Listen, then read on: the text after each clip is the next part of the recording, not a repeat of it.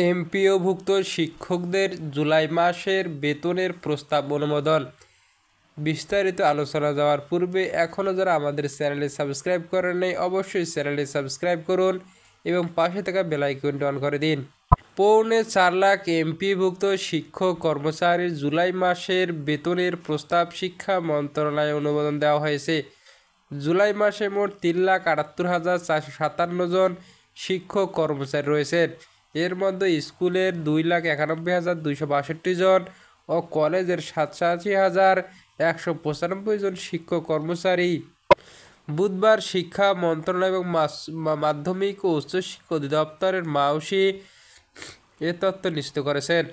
সরকারি কর্মকর্তা কর্মচারীরা ইএফটির মাধ্যমে বেতন ভাতা পান, তবে বেসরকারি শিক্ষা প্রতিষ্ঠানে কর্মরত এমপিওভুক্ত শিক্ষক কর্মচারীদের বেতন ভাতা সরকারি কোষাগার থেকে ছাড় হলেও তা রাষ্ট্রায়ত্ত 4 ব্যাংকের মাধ্যমে অ্যানালগ পদ্ধতিতে ছাড়া হয়। এ অর্থ তুলতে শিক্ষকদের নানান ভোগান্তিতে পড়তে হতো। বর্তমানে এমপিওভুক্ত শিক্ষকরাও ইএফটিতে পাওয়া শুরু করেছেন, তবে অনেকেই ভোগান্তির মধ্যে পড়েছেন ইএমআইএস ছেলে অস্থায়ী কর্মকর্তা কর্মচারীদের অবহেলা ও জেলা উপজেলা শিক্ষা অফিসারদের গাফিলতিতে। শিক্ষাসহ সব খবর সবার আগে পেতে অবশ্যই আমাদের চ্যানেলটি সাবস্ক্রাইব করুন এবং পাশে থাকা বেল আইকনটি অন করে দিন যাতে ভিডিওগুলো মিস না হয়। সেজন্য আমাদের চ্যানেলটি সাবস্ক্রাইব করুন এবং পাশে থাকা বেল আইকনটি অন করে দিন। ধন্যবাদ।